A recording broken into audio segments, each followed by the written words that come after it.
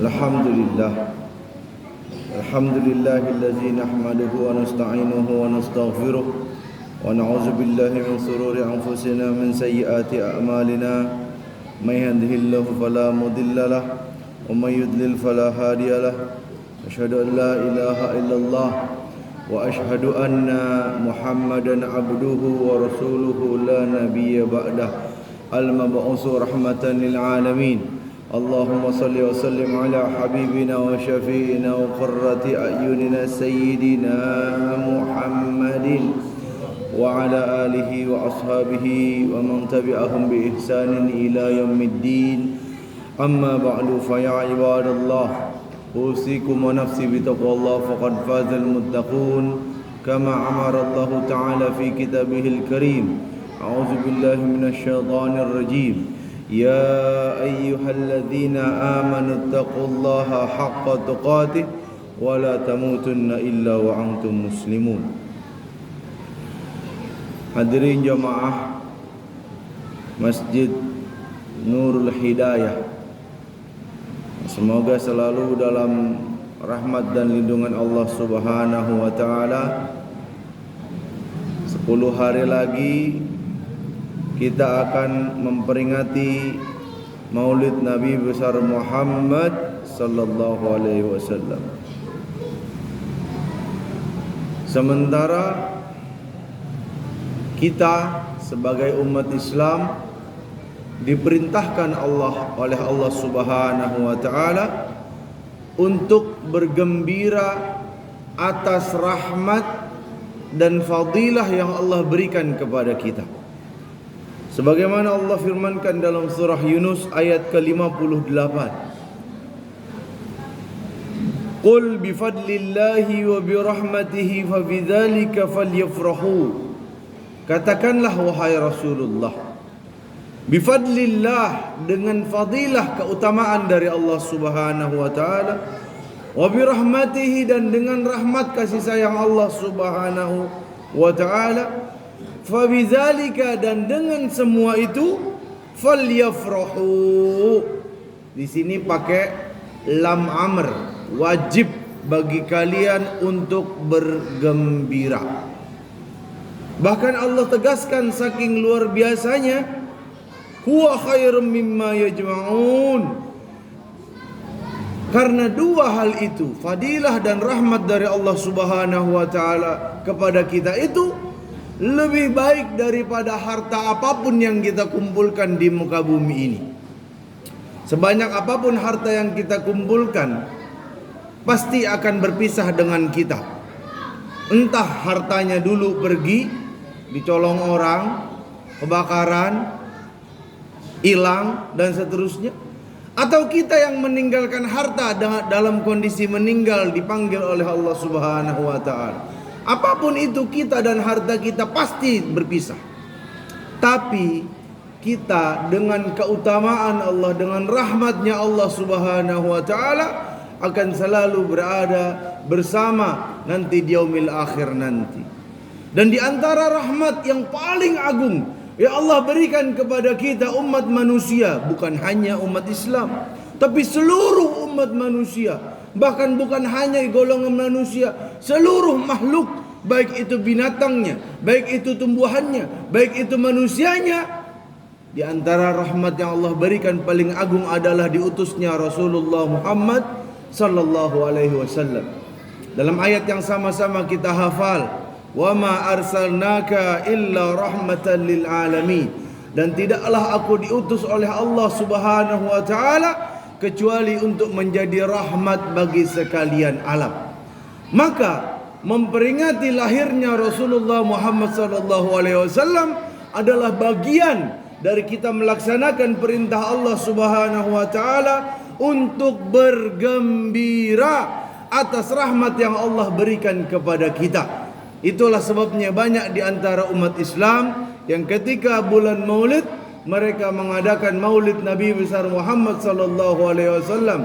Tujuannya tidak lain dan tidak bukan dalam rangka bergembira akan lahirnya Rasulullah Muhammad sallallahu alaihi wasallam. Tidak cukup sampai di situ, tapi juga mempelajari sejarah hidup manusia terbaik sepanjang zaman agar bisa jadi contoh bagi kita dalam menjalani kehidupan sehari-hari.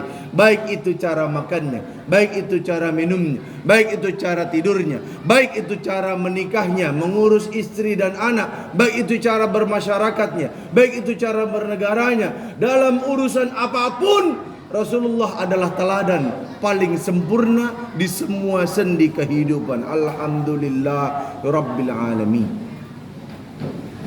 Namun dengan semua keagungan itu, dengan semua keistimewaan itu, miris rasanya hati ini ketika banyak anak muda umat Islam tidak mengetahui kemuliaan Islam, tidak bangga menjadi umat Islam.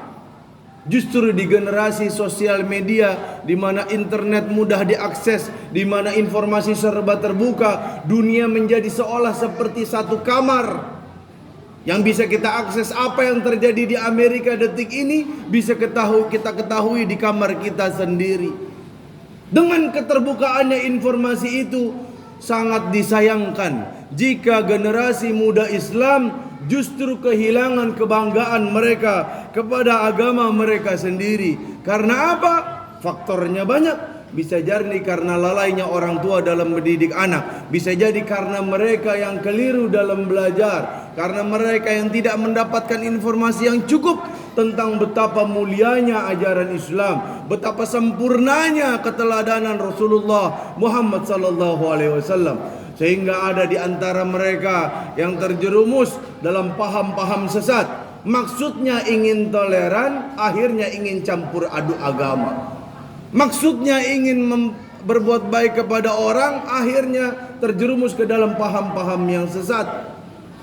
Padahal semua paham-paham yang dibuat oleh manusia itu tidaklah ada kebaikan di dalamnya kecuali sudah diajarkan oleh agama Islam. Kebaikan kepada diri sendiri, kepada orang tua, kepada guru, kepada masyarakat. Bicara tentang mengurus diri sendiri, mengurus masyarakat, mengurus negara, semua sudah ada ajarannya dalam ajaran Islam. Karena Islam bersifat syamil, kamil dan mutakamil, sempurna, menyeluruh dan saling melengkapi satu dengan yang lainnya. Itulah ajaran Islam. Maka perlu kita ingatkan generasi muda kita akan berharganya keislaman ini dalam sebuah ayat yang Allah firmankan dalam surah Ali Imran ayat ke-139. Dalam surah Ali Imran ini Allah katakan wala tahzanu wala tahinu wala tahzanu. Jangan kalian merasa hina, bersikap lemah, dan jangan kalian merasa sedih. Wa antumul a'launa, dan kalian adalah orang yang paling tinggi derajatnya. In kuntum mu'minin, jika kalian adalah orang yang beriman. Ayat ini bukan sekedar kabar gembira bagi kita umat Islam bahwa kita memiliki agama yang paling tinggi, yang dengan agama itu kita menjadi mulia di hadapan Allah Subhanahu wa taala. Bukan hanya itu. Tapi jika kita baca konteks turunnya ayat ini, maka kita akan merasa lebih mulia lagi. Karena Allah menurunkan ayat ini sebagai hiburan kepada Rasulullah Muhammad SAW saat beliau berada dalam fase terpuruk dalam kehidupan beliau. Kapan fase terpuruknya Rasulullah Muhammad SAW? Saat terjadi perang Uhud. Apakah kita sudah lupa betapa agungnya Islam, betapa luar biasanya bantuan Allah Subhanahu wa taala kepada Rasulullah dan para sahabat yang saat itu berjumlah 313 orang dalam perang Badar, mampu menghadapi 1000 pasukan bersenjata lengkap dengan bantuan Allah Subhanahu wa taala melalui 1000 malaikat yang menggunakan tanda. Tentu kita tidak lupa dengan peristiwa Badar yang menggembirakan hati kaum muslimin. Namun setelah perang Badar itu, kaum musyrikin, kaum kafir musyrik Mekah menggunakan, memaksimalkan, memberdayakan semua potensi mereka, harta mereka, nyawa mereka, jiwa mereka, kemampuan mereka, semua mereka persiapkan untuk membuat pembalasan di perang Uhud. Di perang Uhud Rasulullah mengalami begitu banyak ujian. Ujian pertama ketika beliau pergi dari Madinah ke tempat Uhud, beliau diuji dengan pengkhianatan orang munafik. Siapa itu? Abdullah bin Ubay bin Salul. Apa yang dia lakukan? Memprovokasi 300 umat Islam yang baru masuk Islam. Akhirnya mereka kembali ke tempat mereka. Tidak jadi perang bersama Rasulullah. Demi Allah, ini adalah dosa yang sangat besar. Lari dari medan perang. Apalagi saat itu kondisi jumlah kaum muslimin sangat sedikit. Sudahlah jumlahnya sedikit, 300 orang berbalik ke belakang. Ini adalah tindakan yang sangat pengecut yang hanya dilakukan oleh orang yang berhati lemah. Akhirnya pulanglah 300 orang itu. Tapi Rasul tetap tegar, tetap tabah menghadapi ujian itu. Beliau gunakan semua daya, semua pikiran beliau, semua apa yang beliau mampu untuk berjuang menegakkan agama Allah Subhanahu wa taala. Puluhan orang, sekitar 40 atau 50 orang beliau siapkan ada di Bukit Uhud. Kenapa? Karena di Bukit Uhud kaum muslimin memiliki banyak keuntungan. Keuntungan arah mata angin, keuntungan sudut, keuntungan membelakangi matahari. Begitu banyak keuntungan. Sampai-sampai Rasulullah berkata kepada orang yang ada di Bukit Uhud, jangan kalian turun dari Bukit Uhud ini sebelum kalian menyaksikan kita semua dimenangkan oleh Allah Subhanahu wa taala. Jangan pernah kalian turun walaupun kalian melihat kami mati dimakan burung pemakan bangkai. Jangan pernah turun. Di awal perang Uhud, Allah memenangkan Rasulullah dan para sahabat hanya dalam sekali hantaman, kocar kacir orang kaum musyrik Quraisy, kafir Quraisy itu. Di luar dugaan, ternyata sangat mudah mengalahkan mereka. Sudah hampir-hampir kaum muslimin mengalahkan mereka. Pontang-panting mereka kabur, meninggalkan perang Uhud, meninggalkan tempat di Uhud itu. Apa yang terjadi? 40 orang yang ada di Bukit Uhud, sebagian besarnya hanya tinggal beberapa orang kaum muslimin yang sudah lama masuk Islam, memperingatkan mereka, ingat pesan Rasulullah, jangan pernah turun dari bukit ini, perang belum selesai. Apa kata yang baru masuk Islam? Udah pada kabur, harta udah bergelimpangan. Ntar kalau kita nggak cepet, ntar hartanya keburu diambil sama yang lain. Kita ambil sekarang. Turunlah puluhan orang dari Bukit Uhud itu. Dilihatlah oleh Khalid bin Walid yang saat itu masih kafir. Diberangkatkanlah satu batalion memutar sehingga mencari jalan sampai ada di belakang Bukit Uhud. Sampai beliau ada di Bukit Uhud, akhirnya kaum muslimin dalam kondisi terdesak. Di sono kaum muslimin udah turun dari Bukit Uhud, sudah dikuasai oleh pasukannya Khalid bin Walid. Di sono orang yang tadi kita kejar-kejar sekarang balik ngejar kita. Kaum muslimin berada di tengah-tengah, dihimpit. Dari sini ada pasukan kafir Quraisy, dari sini ada pasukan kafir Quraisy. Saking terhimpitnya kaum muslimin, banyak di antara umat Islam yang bingung. Ngapain ini? Ngapain? Bingung. Di tengah kondisi bingung itu, Rasulullah terjatuh di lubang yang dibuat oleh seorang munafik. Akhirnya Rasulullah terjerumus. Ketika Rasulullah terjerumus, apa yang terjadi? Orang yang mukanya mirip Rasulullah, salah satu sahabat Rasulullah, dibunuh oleh kaum kafir Quraisy. Mereka dengan bangganya mengatakan, kita sudah membunuh Rasul Muhammad. Muhammad telah mati. Kaum muslimin yang mendengar ucapan itu sedih hati mereka, lemah badan mereka. Apa yang terjadi? Rasulullah sedemikian mungkin berusaha untuk bangkit, tapi ketika beliau bangkit sampai panah ke pipi beliau yang sangat mulia, tembus robek pipi beliau, tanggal beberapa gigi geraham beliau. Sahabat yang mengelilingi beliau mencoba melindungi beliau, tapi apa yang terjadi? Mereka menjadi pagar mayat. Akhirnya mereka dibacok satu persatu oleh kaum kafir Quraisy. Kaum muslimin mengalami begitu banyak kehilangan di perang Uhud. Yang paling menyakitkan hati Rasulullah adalah matinya paman tercinta beliau, Hamzah bin Abdul Muttalib, orang yang selalu membela beliau dalam keadaan senang maupun sedih. Beliau mati ditombak oleh Wahsy yang saat itu masih kafir.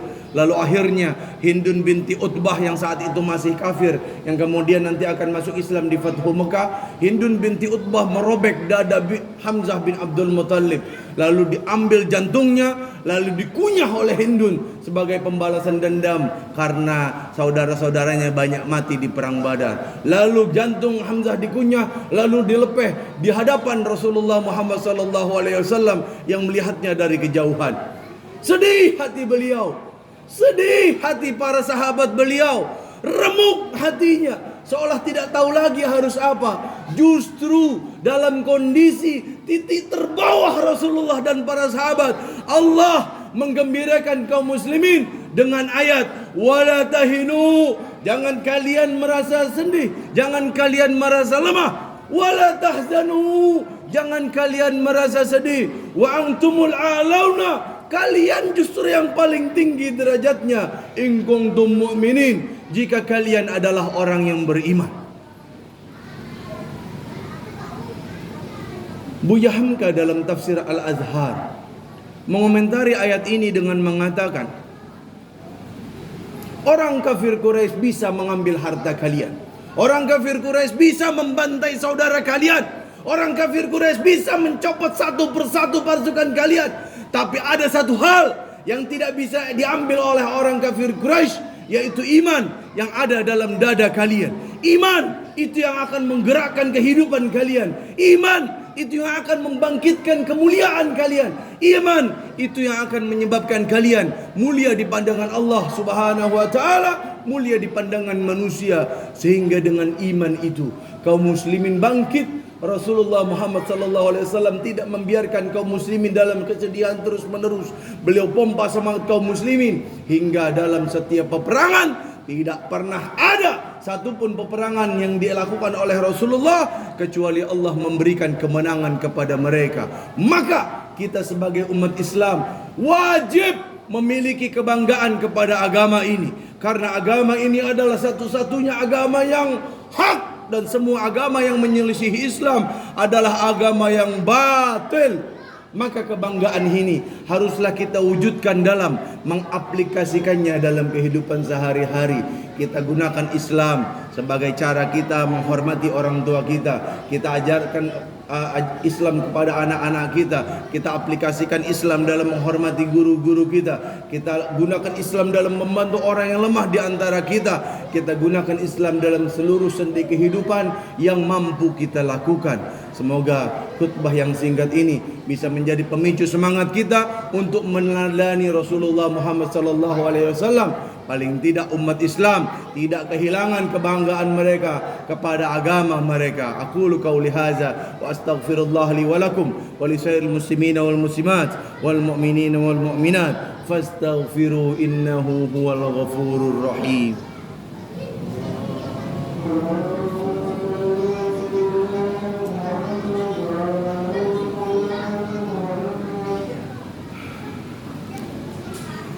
Alhamdulillahillazi arsala rasulahu bil huda wa dinil haq liyuzhirahu 'alad dini kullihi wa kafa billahi shahida. Asyhadu an la ilaha illallah wa asyhadu anna Muhammadan abduhu wa rasuluhu la nabiyya ba'dah al-mab'uts rahmatan lil alamin. Allahumma shalli wa sallim ala habibina wa syafiina wa qurrati a'yunina sayyidina Muhammadin wa ala alihi wa ashabihi ajma'in. Amma ba'du, fa ya ibadallah, usikum wa nafsi bi taqwallah faqad fazal muttaqun kama amara Allah ta'ala fi kitabihil karim.